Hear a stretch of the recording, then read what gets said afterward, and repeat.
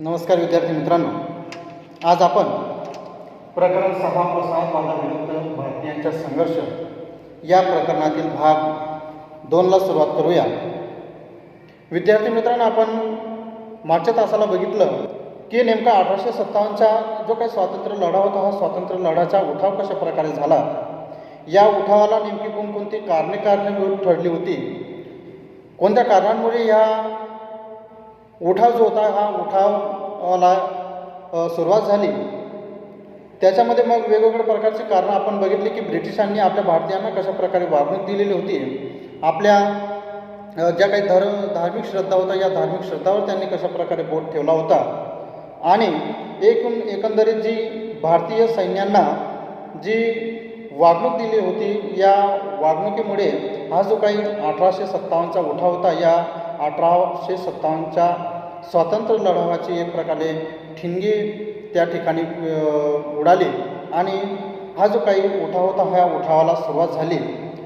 तर नेमकं आज आपण बघूया की हा जो काही उठाव होता, या उठावाचे परिणाम नेमके काय झाले. तर हा जो काही उठाव होता, या उठावाचे परिणामाची माहिती आपण आज घेऊया. त्याच्यामध्ये बघूया आपण की उठावाचे परिणाम काय होते.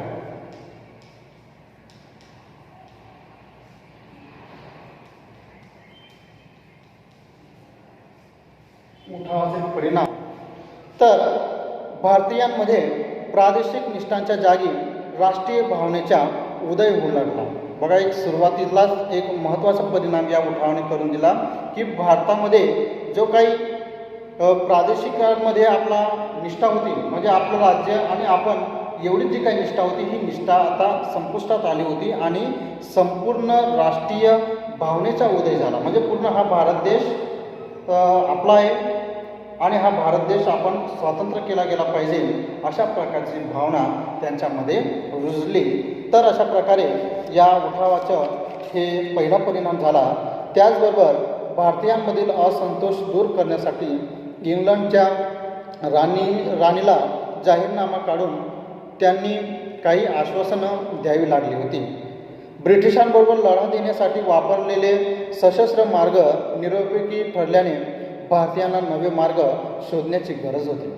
कारण हा जो काही उठाव होता, या उठावाचं नेतृत्व आणि या उठावाची ठिणगी आता पूर्ण भारतभर पसरलेली होती आणि त्यामुळे ब्रिटिशांनी जी काही रणनीती आखली किंवा ब्रिटिशांनी या भारतीयांना पराभव करण्यासाठी कशा प्रकारे त्यांनी योजना आखली, तर त्याच्यामध्ये सुरुवातीला ज्यावेळेस सशस्त्र मार्ग निरुपयोगी ठरल्याने या भारतीयांना दुसऱ्या मार्ग आणि तो मार्ग शोधण्याची गरज वाटू लागली.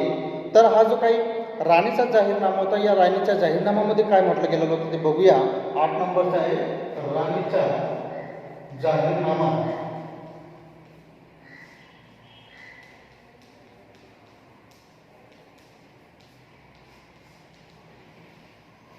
आता बघा, भारतीयांच्या मनातील असंतोष दूर करण्यासाठी इंग्लंडची राणी व्हिक्टोरिया हिने 1858 मध्ये जाहीरनामा प्रसिद्ध करून भारतीयांना आश्वासन दिले.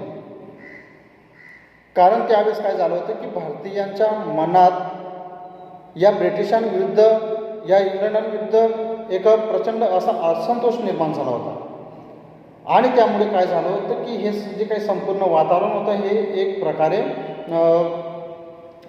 असंतोषाने भरलेलं होतं.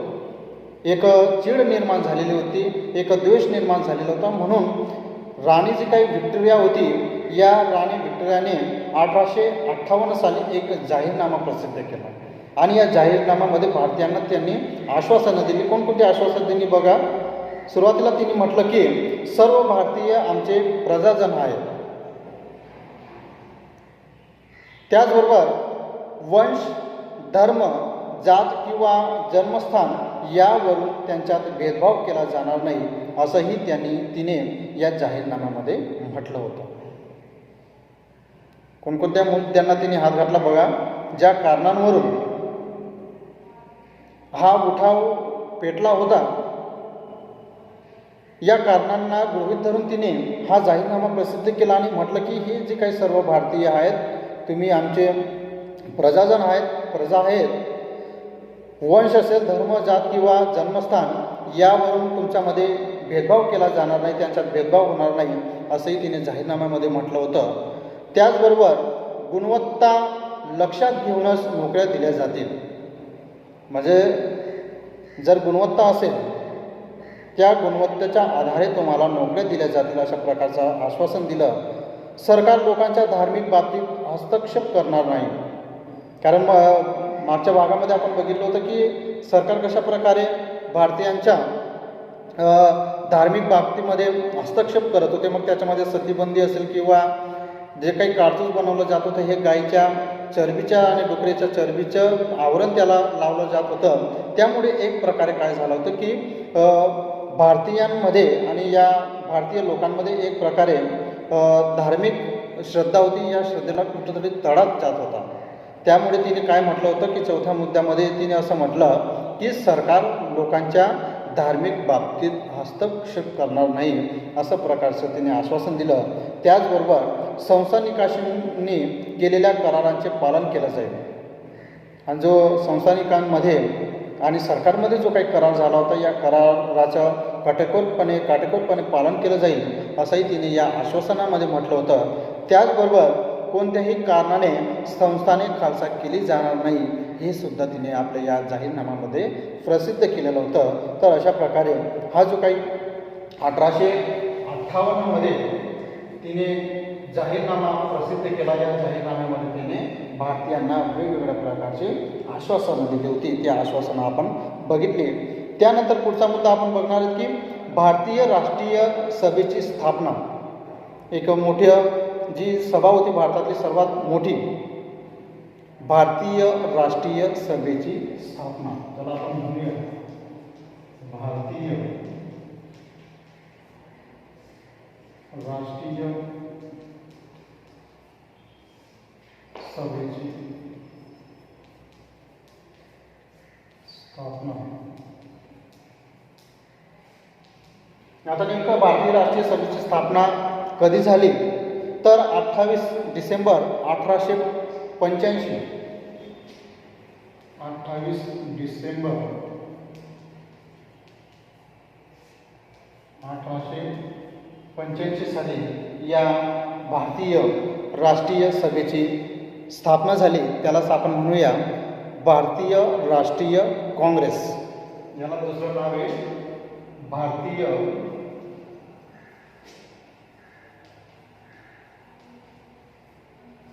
राष्ट्रीय काँग्रेस. बऱ्याच जणांना हे नाव चांगल्या प्रकारे माहिती असेल की हे जे काही काँग्रेस होतं ह्या काँग्रेसची स्थापना 28 डिसेंबर 1885 रोजी आपल्या या भारतामध्ये एक राष्ट्रीय सभा स्थापन झाली आणि या सभाच्या माध्यमातून वेगवेगळ्या प्रकारचे अधिवेशनं आंदोलनं करण्यात आली होती. तर मुंबईच्या गोकुळदास तेजपाल संस्कृत विद्यालयाच्या सभागृहात राष्ट्रीय सभेचे पहिलं अधिवेशन भरण्यात आलं. कोणाचं? ह्या राष्ट्रीय सभेचं. कोणत्या वर्षी कोणत्या ठिकाणी त्याचं पहिलं अधिवेशन झालं तर मुंबईच्या गोकुळदास तेजपाल संस्कृत विद्यालयाच्या सभागृहात राष्ट्रीय सभेचे पहिले अधिवेशन भरले. वेमेशचंद्र बॅनर्जी हे अधिवेशनाचे पहिले अध्यक्ष होते. फिरोजशाह मेहता, न्यायमूर्ती तेलंग, दादाभाई नौरोजी इत्यादी 72 प्रतिनिधी या अधिवेशनाला हजर होते. आणि पहिलंच जे काही राष्ट्रीय सभेचं अधिवेशन झालं या अधिवेशनाला अनेक मान्यवरांबरोबरच जवळजवळ 72 प्रतिनिधी या अधिवेशनाला हजर होते. ॲक्टोव्हियन ह्यूम या ब्रिटिश अधिकाऱ्याने राष्ट्रीय सभेच्या स्थापनेत पुढाकार घेतला होता. बघा, आपलं भारतीय राष्ट्रीय जी काही सभा होती या सभेमध्ये जो ब्रिटिश अधिकारी होता त्याचं नाव होतं ॲक्टोव्हियन ह्यूम. या ब्रिटिश अधिकाऱ्याने सुद्धा ही जी काही राष्ट्रीय सभा स्थापना होती या स्थापनेमध्ये त्याने पुढाकार घेतला होता.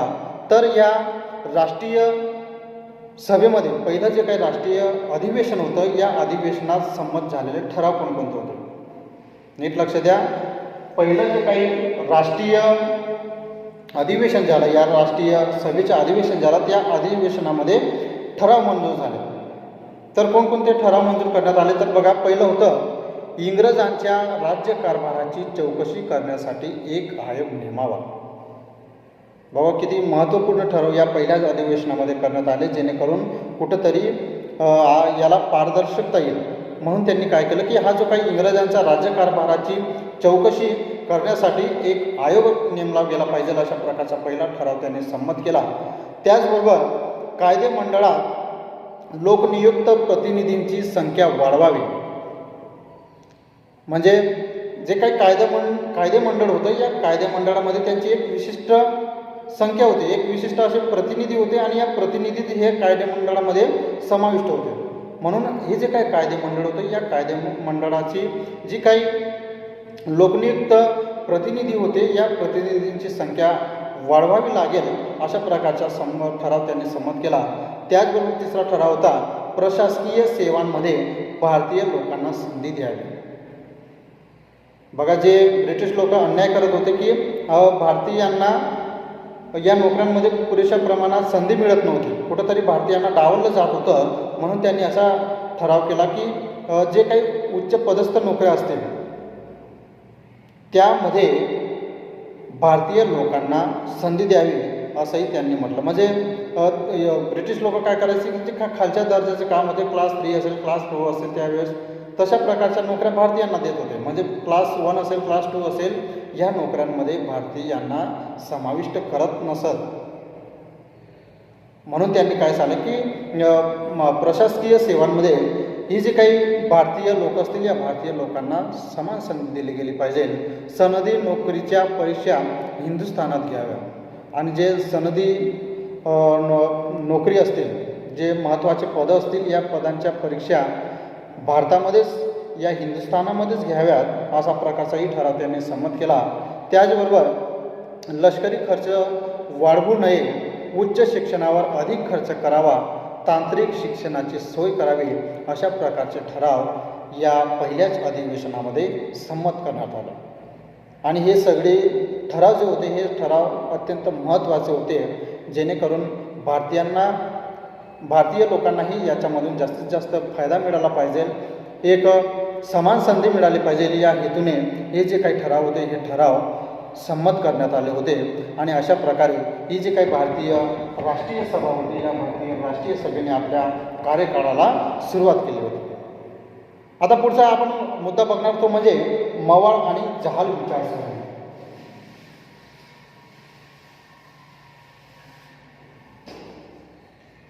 मवाळ आणि जहाल विचारसरणी.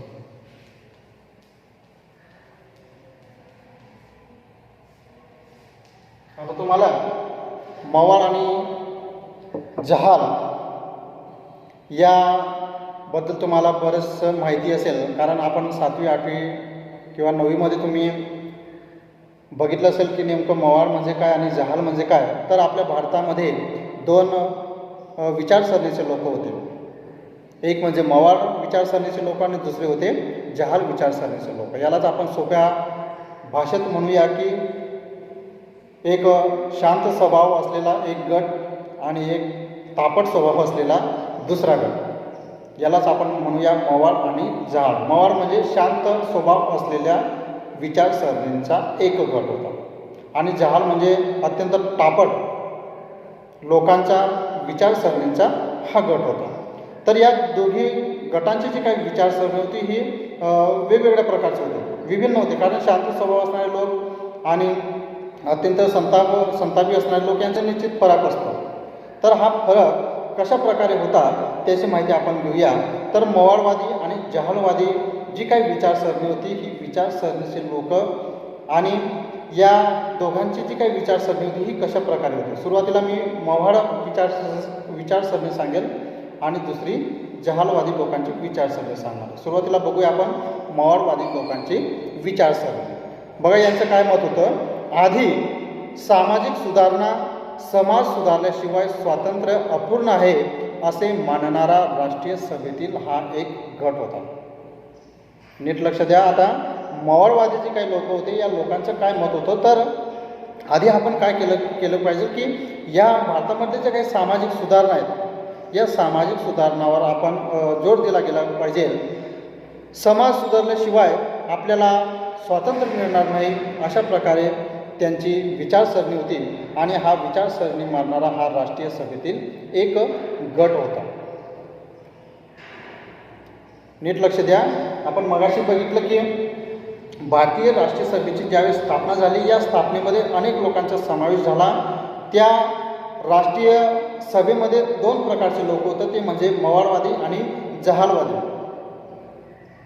आपण याच भारतीय राष्ट्रीय सभेच्या जे काही प्रतिनिधी होते, जे काही लोक त्याच्यामध्ये समावेश झाले होते, त्याच्यामध्ये दोन प्रकारची दोन विचारसरणीचे लोक होते, मवाळवादी आणि जहालवादी. नीट लक्ष असू द्यावे, कारण हे समजलं तरच तुम्हाला पुढचा जो काही मुद्दा आहे तो समजणार आहे. म्हणून तुम्हाला सांगितलं की मवाळवादी लोकांचं काय मत होतं की ही लोकांचं मत होतं की अगोदर आपण काय केलं पाहिजे, सामाजिक सुधारणेवर भर दिलं गेलं पाहिजे. समाज सुधारल्याशिवाय आपल्याला स्वातंत्र्य मिळणार नाही, अशा प्रकारची विचारसरणी या लोकांची होती. तर इकडं जहालवादी काय म्हणायचे बघा, आधी राजकीय सुधारणा बघा कशा प्रकारे त्यांच्या विचारसरणीमध्ये बदल होता. मवाळवादी म्हणायचे की आधी आपण सामाजिक सुधारणा केली गेली पाहिजे, तर जहालवादी म्हणायचे की आधी राजकीय सुधारणा केली गेली पाहिजे. राजकीय सुधारणेवर भर दिला गेला पाहिजे, तरच आपल्याला स्वातंत्र्य मिळाले की समाज सुधरेल, ही जहाल गटाची विचारसरणी होती. म्हणून मवाळवादी आणि जहालवादींची विचारसरणी ही पूर्णतः भिन्नता होते. अगोदर समाज सुधारण्याची काही गरज नाही, अगोदर राजकीय सुधारणा आपण सुधारली गेली पाहिजे. एकदाचं आपल्याला जर स्वातंत्र्य मिळालं की आपोआपच समाज सुधारेल, अशा प्रकारची विचारसरणी या जहाल विचारसरणी लोकांची होती. दुसरं काय होतं बघा, मवाळवादी लोकांची विचारसरणी की समाज सुधारण्यासाठी ब्रिटिश सरकारचीही मदत घेण्यास हरकत नाही, अशी भूमिका या मवाळवाद्यांची होती. म्हणजे जे शांत स्वभाव आले ते म्हणायचे की जर आपल्याला समाज सुधारायचे असेल आणि या समाज सुधारण्यासाठी जर आपल्याला ब्रिटिश सरकारचीही मदत जर घ्यावी लागत असेल तर ती घेण्यास आपल्याला काही हरकत नाही, अशा प्रकारची त्यांची भूमिका होती. तर इकडं जहालवादी काय म्हणायचे की स्वातंत्र्य मिळाले की आपण हव्या त्या सुधारणा करू शकू, त्यासाठी ब्रिटिश सरकारच्या मदतीची गरज नाही, ही भूमिका होती. बघा किती भिन्नता आणि किती त्यांच्यामध्ये त्यांच्या विचारसरणीमध्ये आपल्याला बदल आपल्याला दिसून येईल. दोघांची मतं प्रामाणिक होती, दोघांची मतं हेच होती की आपल्याला स्वातंत्र्य मिळालं पाहिजे. मवाळवादी आणि जहालवादी हे आपल्या भारताचेच लोक, परंतु यांची विचारसरणी वेगवेगळी होती की आपण कशा प्रकारे स्वातंत्र्य मिळवलं पाहिजे. आपल्याला जर स्वातंत्र्य मिळवायचे असेल तर काय काय करावं लागेल, अशा प्रकारचे लोक या राष्ट्रीय सभेमध्ये होते. ज्याप्रमाणे आपल्या घरामध्ये पण आपण जर बघितलं तर दोन प्रकारचे लोक आपल्याला दिसून येतील, एक शांत स्वभावाचे आणि दुसरे तापट स्वभावाचे. एखाद्याचा स्वभाव शांत असेल तर दुसऱ्याच्या तापट असेल. तर हे कुटुंबापुरतं सुद्धा ह्या ज्या काही कल्पना असतात, विचार असतात, हे कुटुंबामध्येही आपल्याला दिसून येत असतात. तर एवढा मोठा हा राष्ट्रीय पक्ष होता, एक राष्ट्रीय सभा होती आणि या सभेमध्ये अशा प्रकारचे लोक असणं गरजेचं होतं. दोघांचे उद्देश मात्र नीट लक्षात घ्या, दोघांचे उद्देश हेच होतं की कोणत्याही परिस्थितीत आपला हा भारत देश स्वतंत्र झाला पाहिजे. पण तो स्वातंत्र्य आपल्याला कशा प्रकारे मिळवायचं आहे, याच्यामध्ये मात्र या दोघांमध्ये एक वैचारिक मतभेद होते. तर बघा तिसरं काय म्हटलं आहे मवाळवाद्यांनी, आधी आपण सुधारले पाहिजे, आपले घर सुधारले पाहिजे, हे मत मवाळवाद्यांचं होतं. तर जहालवाद्यांचं काय होतं, हे घरच माझे नाही, ते आधी ताब्यात घेऊ मग सुधारणा करू, ही विचारसरणी जहालवाद्यांची होती. म्हणजे मवाळवादी जे म्हणत होते की आधी आपण घर सुधारलं पाहिजे, आपण सुधारलं पाहिजे. तर जहालवादी म्हणायचे की आपलं घर कुठं आहे, आपण तर पारतंत्र्यात आहोत, आपल्याला स्वातंत्र्य अजून मिळालेलं नाही, म्हणजेच आपलं अजून घर नाही. अगोदर आपण काय केलं पाहिजे की घर ताब्यात घेतलं पाहिजे आणि मग आपण त्या घरामध्ये सुधारणा केली गेली पाहिजे, अशा प्रकारची जहालवाद्यांची विचारसरणी. इकडे मवाळवादी बघा पुढे काय म्हणतात, सरकारकडे आपली गहाणी साधार पटवून दिल्यास सरकार आपल्याला निराश करणार नाही, हे प्रामाणिक मत होतं. बघा महाडवाल्यांचं कशा प्रकारे की आपण काय केलं पाहिजे की सरकारकडे आपण आपले जे काही मतं आहेत, आपल्या ज्या काही विनंती आहेत, त्या विनंत्या आपण त्यांना पटवून दिल्या गेल्या पाहिजे. आपली जी काही गहाणी आहे, आपले जे काही समस्या आहेत, या समस्या आपण सरकारपुढे मांडल्या तर सरकार नक्की त्याच्यावर विचार करेल, अशा प्रकारच्या मवाळवाद्यांचं मत होतं. मात्र जहालवादी काय म्हणायचे की अर्ज विनंत्या भाषणे या मार्गाने इंग्रज ऐकणार नाहीत. काय म्हणायचे ते की अर्ज विनंत्या भाषणे या मार्गाने इंग्रज सरकार ऐकणार नाही, त्यासाठी स्वदेशी बहिष्कार अशी जन आंदोलने केली पाहिजे, असे ठाम मत या जहालवाद्यांचं होतं. बघा किती भिन्नता होती. मावळवादी म्हणायचे की आपण अर्ज विनंत्या करून आपल्याला हे इंग्रज स्वातंत्र्य देतील, परंतु जहालवादी म्हणायचे की अर्ज विनंत्या भाषणे या मार्गाने इंग्रज आपल्याला कधीच स्वातंत्र्य देणार नाही आणि ते आपलं ऐकणारही नाही. म्हणून त्यासाठी आपल्याला काय करावं लागणार आहे, एक तर स्वदेशी बहिष्कार किंवा जन आंदोलने करावी लागतील, तरच आपल्याला हे इंग्रज स्वातंत्र्य देतील, तरच हे इंग्रज लोक भारत सोडतील, अशा प्रकारची भूमिका या जहालवाद्यांची होती. तर अशा प्रकारे मावळवादी आणि जहालवादी या दोघी विचारसरणींचे जे काही विचार होते, विचार आपण आजच्या या मुद्द्यांमध्ये अभ्यासले. पुढच्या मुद्द्याला अजून आपण एका नवीन मुद्द्याला सुरुवात करूया. तोपर्यंत आज आपण इथंच थांबूया. नमस्कार.